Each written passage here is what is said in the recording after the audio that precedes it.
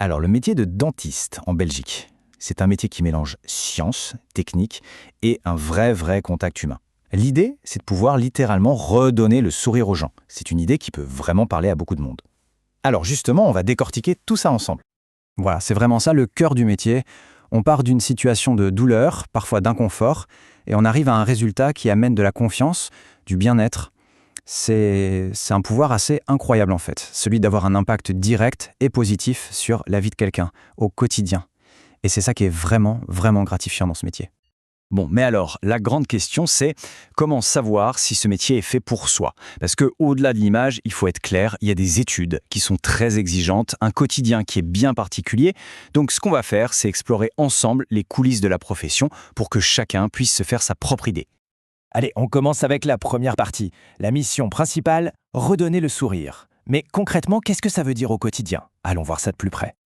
Alors voilà la définition, on va dire, un peu officielle. Ce qui est intéressant, c'est qu'on voit bien les trois grands axes. D'abord, diagnostiquer, un peu comme un détective. Ensuite, traiter, et là ça demande une précision d'orfèvre. Et puis surtout, prévenir. Ça, c'est un rôle de vrai coach en santé pour les patients sur le long terme. Maintenant, pour y voir un peu plus clair, quelques chiffres. Et là, il y en a un qui saute aux yeux tout de suite.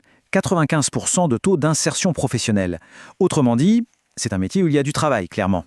Ce qui est super intéressant aussi, c'est de voir que la profession est devenue parfaitement paritaire. Une très belle évolution.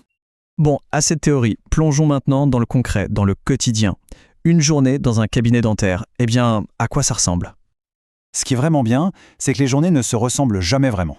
On passe d'un diagnostic assez complexe à un soin plus simple comme un détartrage, puis hop, on enchaîne avec la pose d'une prothèse, ce qui demande une précision d'artisan. Et au milieu de tout ça, il y a l'essentiel. Parler, conseiller et bien sûr, rassurer le patient. Typiquement, le matin et l'après-midi sont vraiment consacrés aux patients. Mais attention, être dentiste, c'est aussi être un peu entrepreneur, hein. Il y a toute la partie gestion administrative derrière.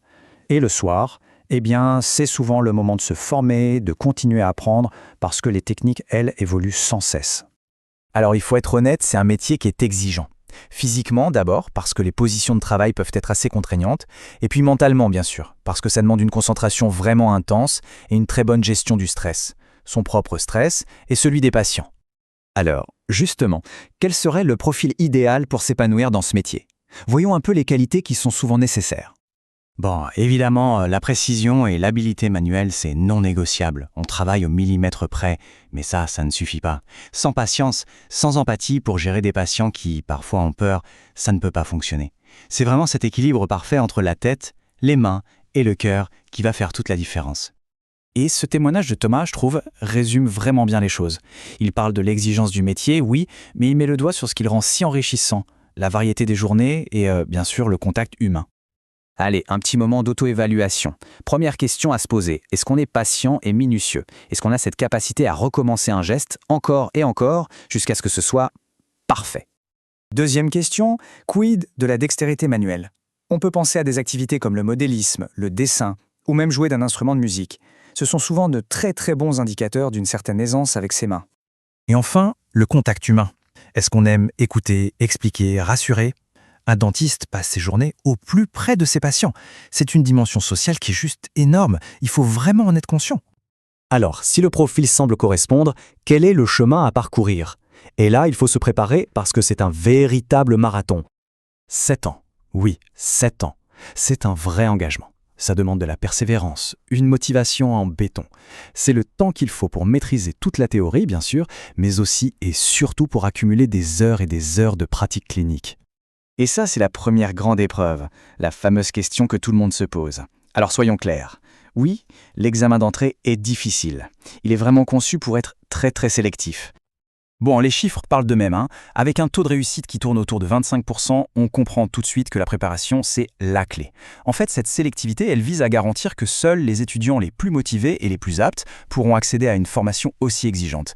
Il faut donc y aller avec une vraie stratégie et beaucoup de travail. Mais alors, après tous ces efforts, qu'est-ce qui attend les diplômés au bout du chemin? C'est l'heure de faire le bilan. On va parler avantages, inconvénients, salaires et bien sûr débouchés. Finalement, tout est une question d'équilibre.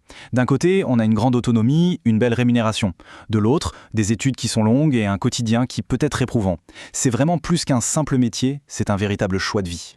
Au niveau des revenus, Le potentiel est très attractif, c'est vrai, surtout en tant qu'indépendant. La différence entre le statut de salarié et celui de libéral est considérable. Mais attention, être libéral, ça implique aussi de gérer son propre cabinet, avec tous les investissements et toutes les responsabilités que ça comporte. Et on termine sur une excellente nouvelle. Ce chiffre de 95%, il signifie une chose très simple, la quasi-garantie d'un emploi à la fin des études. C'est une sécurité qui est énorme aujourd'hui. Et il faut savoir que la demande est particulièrement forte en dehors des grandes villes, ce qui ouvre de superbes opportunités. Voilà, le tour d'horizon est maintenant complet. C'est un métier fascinant, qui allie la science, l'art et une profonde humanité. La question finale, ce n'est pas juste quel métier choisir, mais plutôt de se demander si on a cette vocation. La vocation de prendre soin des autres, un sourire à la fois. Et maintenant, la réflexion peut commencer.